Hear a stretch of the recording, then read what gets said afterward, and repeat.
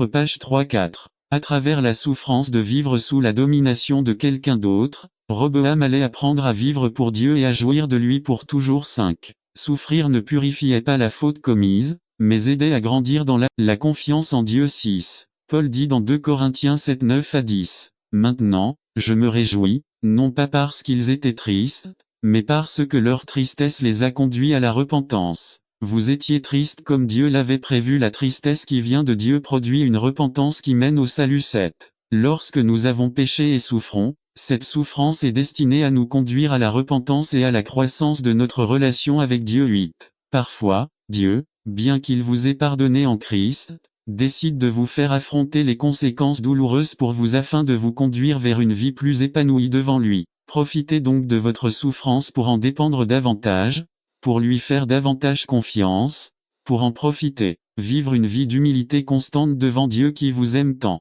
Conclusion. Souffrance et péché personnel. Comprendre quoi faire reconnaître le péché, se repentir et grandir dans notre relation avec Dieu au milieu des souffrances qui en résultent. Ne perdons jamais de vue que, entre les mains d'un Dieu souverain, même nos mauvaises décisions dont nous sommes responsables ne le surprennent pas, et pour ceux qui sont en Christ, il y a une restauration complète même dans le haut milieu de la souffrance. N'attendez pas qu'il soit trop tard. Devenez membre de la chaîne Today et bénéficiez de réconfort et de soutien dans les moments difficiles. Cliquez sur le lien dans la description de la vidéo. Mardi 9 avril 2024 page 4. La souffrance et Satan résumé. Quelle est la relation entre Satan et notre souffrance? Par Wilbur Madra. La souffrance et Satan. Job. Une introduction. Je ne sais pas combien d'entre vous avez un jouet comme celui-ci. Cela s'appelle Shaipo. Ce jouet éducatif pour les tout petits est assez complexe. Il comporte plusieurs phases. Faire passer des objets géométriques. Vous ne pouvez pas adapter le cube à la forme du cercle,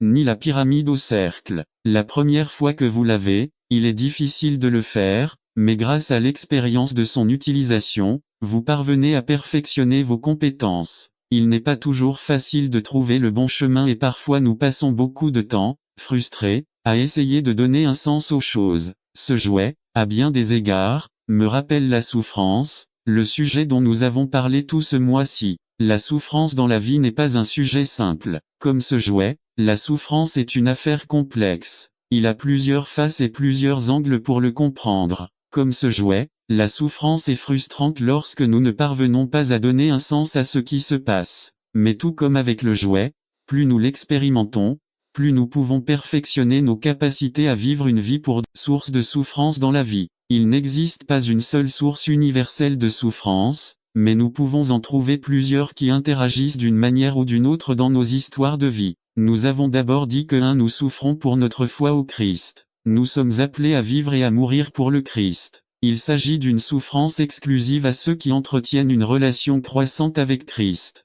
Si vous croyez en Jésus-Christ, vous avez été appelés à souffrir pour l'Évangile et à renoncer à vous-même. Deuxièmement, nous avons dit que parfois nous souffrons de péchés personnels. Nos mauvaises décisions entraînent de mauvaises conséquences, notre péché personnel entraîne des conséquences qui nous font souffrir. Nous avons dit, si tel est votre cas, recherchez la repentance, milieu des souffrances qui en résultent. Troisièmement, nous avons dit que parfois nous souffrons pour le péché des autres. Tôt ou tard, quelqu'un va pécher contre nous. Même dans ces circonstances, nous devons obéir à Dieu et nous grandirons en lui. Quatrièmement, la semaine dernière, nous avons dit que parfois nous souffrons de vivre dans un monde des chutes. Depuis la chute de l'humanité dans le péché, la terre était sous une malédiction, entraînant des désastres naturels, des maladies et la mort. Lorsque nous souffrons de cette réalité de vivre dans un monde déchu, nous avons la possibilité de faire confiance à Dieu. Jusqu'à présent,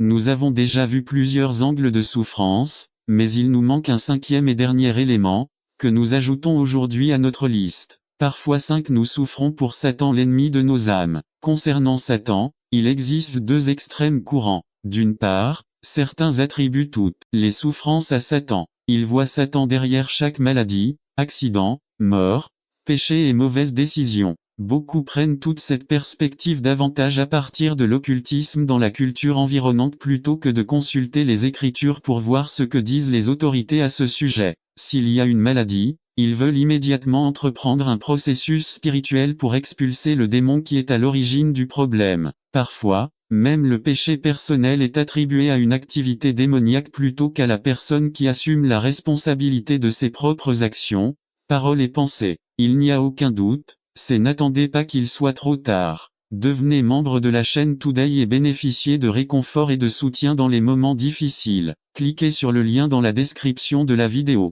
Mardi 9 avril 2024 page 1 une fin. L'autre extrême est celui de nier l'action de Satan, en tout cas la souffre, avec scepticisme. Il ne considère même pas que Satan existe réellement. Je ne sais pas vers quel extrême vous avez tendance à penser. Pensez-vous que Satan est derrière chaque mauvaise chose qui vous arrive, ou ne considérez-vous même pas que cela pourrait affecter son existence de quelque manière que ce soit? Bien sûr, il ne s'agit pas de nos opinions, mais de ce que nous enseigne la parole de Dieu, qui est l'autorité suprême pour comprendre ces questions. Maintenant, qu'enseigne l'Écriture? Il y a peu de passages dans lesquels l'Écriture lève le rideau et nous permet de voir ce qui se passe dans les coulisses. L'un de ces passages se trouve dans les 2 premiers chapitres du livre de Job. Le chapitre 1 de Job commence par nous présenter un homme nommé Job. Il est décrit comme un homme intègre et irréprochable, qui craignait Dieu et vivait loin du mal. Job avait 7 fils et 3 filles. Il avait 7000 moutons, 3000 chameaux, 500 paires de bœufs, 500 ânes et de nombreux serviteurs. Après cette présentation de situation de vie, le passage change de décor. À partir du verset 6, nous sommes transportés dans la cour céleste dans laquelle les anges font une sorte de rapport devant Dieu et la Bible nous dit que Satan est apparu parmi eux. Et la Bible nous dit v. 7 à 12 et le Seigneur lui demanda, « D'où viens-tu? Je viens de parcourir la terre et de la parcourir d'un bout à l'autre, répondit Satan. As-tu pensé à mon serviteur Job? Le Seigneur lui demanda encore, il n'y a personne sur terre comme lui. C'est un homme droit et irréprochable, qui m'honore et vit à l'écart du mal. Satan répondit, et Job vous honore-t-il